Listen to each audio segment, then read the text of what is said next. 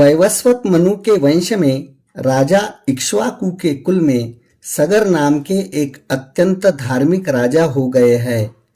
वे यज्ञ करते, दान देते और सदा धार्मिक आचार विचार से रहते थे। उनके दो पत्नियां थी। वे दोनों ही पतिभक्त परायणा थी, किंतु उनमें से किसी को भी संतान न हुई। इसलिए राजा के मन में बड़ी चिंता थी। एक दिन उन्होंने महर्षि वशिष्ठ को अपने घर बुलाया और विधि पूर्वक उनकी पूजा करके पूछा, किस उपाय से मुझे संतान होगी। उनकी यह बात सुनकर महर्षि वशिष्ठ ने कुछ काल तक ध्यान किया। उसके बाद राजा से कहा, राजन, तुम पत्नी सहित सदा ऋषि महर्षियों का सेवन करते रहो। यो कहकर महर्षि वशिष्ठ अपने आश्रम को चले गए। एक समय की बात है, राजर्षि सगर के घर पर एक तपस्वी महात्मा पधारे। राजा ने उन महर्षि का पूजन किया। इससे संतुष्ट होकर वे बोले, महाभाग, वर मांगो।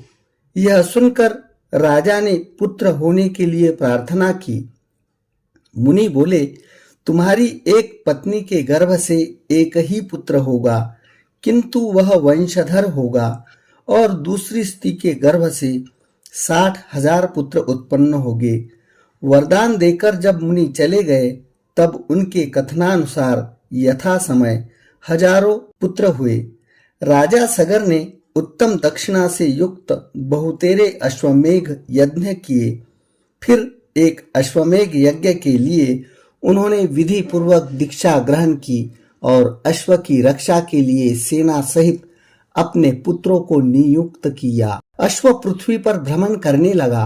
इसी बीच में कहीं अवसर पाकर इंद्र ने उस अश्व को हर लिया और रक्षकों को सौंप दिया।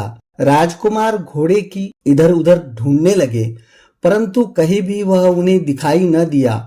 तब उन्होंने देवलोक में जाकर ढूंढा, पर्वतों और सरोवरों में खोजा और कितने ही जंगल छान डाले, मगर कहीं भी उसका पता न लगा।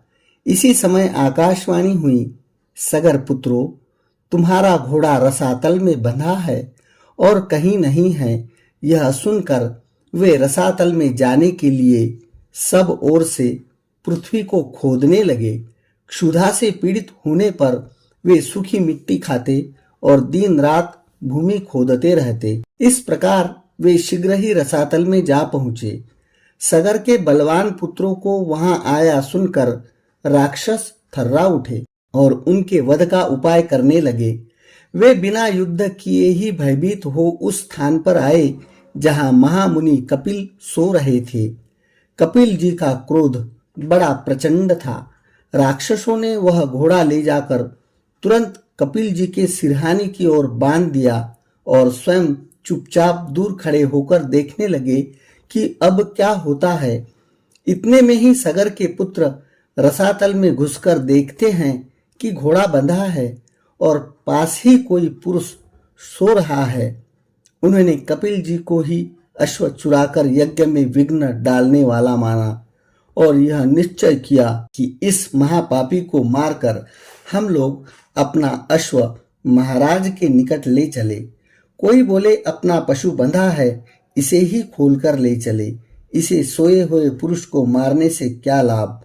यह सुनकर दूसरे बोल उठे, हम शूरवीर राजा है, शासक है, इस पापी को उठाए और क्षत्रियोचित तेज से इसका वध कर डाले। फिर क्या था, वे मुनि को कटु वचन सुनाते हुए लातों से मारने लगे। इससे मुनि श्रेष्ठ कपिल को बड़ा क्रोध हुआ। उन्होंने सगर पुत्रों की ओर रोषपूर्ण दृष्टि से देखा और भस्म कर डाला। वे सब के सब जलकर राख हो गए।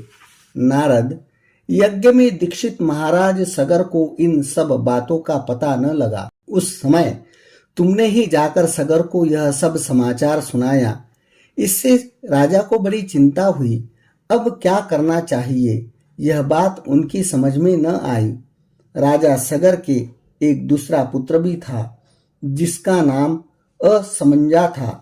वह मूर्खतावश नगर के बालकों को उठाकर पानी में फेंक देता था। तब पूर्ववासियों ने एकत्रित होकर राजा सगर को इस बात की सूचना दी।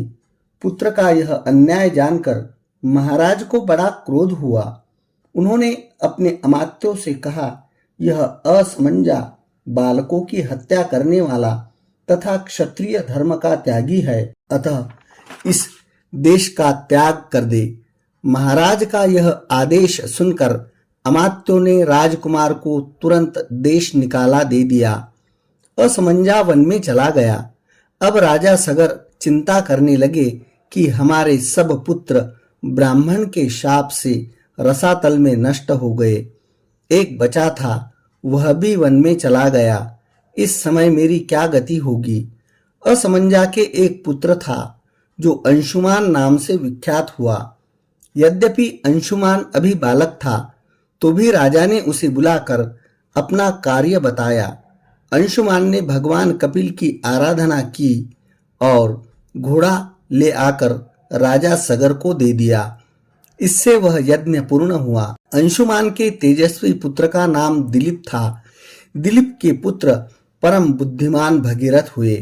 भगीरथ ने जब अपने समस्त पितामहों की दुर्गति का हाल सुना तब उन्हें बड़ा दुख हुआ।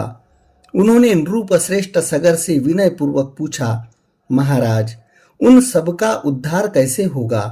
राजा ने उत्तर दिया, बेटा, यह तो भगवान कपिल ही जानते हैं। यह सुनकर बालक भगीरथ रसातल में गए और कपिल को नमस्कार करके अपने सब मनोरथ उन्हें कह सुनाए। कपिल मुनि बहुत देर तक ध्यान करके बोले, राजन, तुम तपस्या द्वारा भगवान शंकर की आराधना करो और उनकी जटा में स्थित गंगा के जल से अपने पीतरों के भस्म को आप्लावित करो। इससे तुम तो कृतार्थ होगे ही, तुम्हारे पीतर भी कृत हो जाएंगे। यह सुनकर भगीरथ ने कहा, बहुत अच्छा, मैं ऐसा ही करूंगा। मुनि श्रेष्ठ, बताइए मैं कहाँ जाऊं और कौन सा कार्य करूं। कपिल जी बोले, नरश्रेष्ठ, कैलाश पर्वत पर जाकर महादेव जी की स्तुति करो और अपनी शक्ति के अनुसार तपस्या करते रहो। इससे तुम्हारे अभिष्ट की सिद्धि होगी। मुनि का यह वचन सुनकर भगीरथ ने उन्हें प्रणाम किया और कैलाश पर्वत की यात्रा की। वहां पहुंचकर पवित्र हो बालक भगीरथ ने तपस्या का निश्चय किया और भगवान शंकर को संबोधित करके इस प्रकार कहा, प्रभु, मैं बालक हूँ, मेरी बुद्धि बालक की ही है और आप भी अपने मस्तक पर बाल चंद्रमा को धारण करते हैं। मैं कुछ भी नहीं जानता, आप मेरे इस अनजानपन से ही प्रसन्न हो जाइए। अमरेश्वर, जो लोग वाणी से, मन से और क्रिया से कभी मेरा उपकार करते हैं तथा हित साधन में संलग्न रहते हैं, उनका कल्याण करने के लिए मैं उमा सहित आपको प्रणाम करता हूँ। आप देवता आदि के लिए भी पूज्य है, किंतु पूर्वजों ने मुझे अपने सगोत्र और समान धर्मा के रूप में उत्पन्न किया और पाल पोस कर बड़ा बनाया। भगवान शिव उनका अभिष्ट मनोरथ पूर्ण करे। मैं बालचंद्र का मुकुट धारण करने वाले भगवान शंकर को नित्य प्रणाम करता हूँ। भगीरथ के यो कहते ही भगवान शिव उनके सामने प्रकट हो गए और बोले, महामते, तुम निर्भय होकर कोई वर मांगो। जो वस्तु देवताओं के लिए भी सुलभ नहीं है, वह भी मैं तुम्हें निश्चय ही दे दूंगा। यह आश्वासन पाकर भगीरथ ने महादेव जी को प्रणाम किया और प्रसन्न होकर कहा, देवेश्वर, आपकी जटा में जो सरिताओं में श्रेष्ठ गंगा जी विराजमान हैं, उन्हें ही मेरे पीतरों का उद्धार करने के लिए दे दीजिए। इससे मुझे सब कुछ मिल जाएगा। तब महेश्वर ने हंसकर कहा, बेटा, मैंने तुम्हें गंगा दे दी, अब तुम उनकी स्तुति करो। महादेव जी का वचन सुनकर भगीरथ ने गंगा जी की प्राप्ति के लिए भारी तपस्या की और मन को संयम में रखकर भक्ति पूर्वक गंगा का स्तवन किया। बालक होने पर भी भगीरथ ने अबालकोचित पुरुषार्थ करके गंगा जी की भी कृपा प्राप्त की। महादेव जी ने प्राप्त हुई गंगा को पाकर उन्होंने उनकी परिक्रमा की और हाथ जोड़कर कहा, देवी, महामुनि कपिल के शाप से मेरे पितर दुर्गति में पड़े हैं। माता, आप उनका उद्धार करें। देव नदी गंगा सबका उपकार करने वाली है। वे स्मरण मात्र से सब पापों का नाश कर देती है। उन्होंने भागीरथ की प्रार्थना सुनकर तथास्तु कहा और लोगों का उपकार एवं पितरों का उद्धार करने के लिए भगीरथ के कथनानुसार सब कार्य किया। राजा सगर के जो पुत्र भस्म होकर रसातल में पड़े थे, उन्हें अपने जल से आप्लावित करके गंगा जी ने उनके खोदे हुए गड्ढे को भर दिया। महामुने, इस प्रकार तुम्हें क्षत्रिय गंगा का वृत्तांत सुनाया। ये माहेश्वरी, वैष्णवी, ब्राह्मी, पावनी, भागीरथी, देव नदी तथा हिमगिरी शिखराश्रया आदि नामों से पुकारी जाती है। इस प्रकार महादेव जी की जटा में स्थित गंगा का जल दो स्वरूपों में विभक्त हुआ। विंध्यगिरि के दक्षिण भाग में जो गंगा है, उन्हें गौतमी गोदावरी कहते हैं और विंध्यगिरि के उत्तर भाग में स्थित गंगा भागीरथी कहलाती है।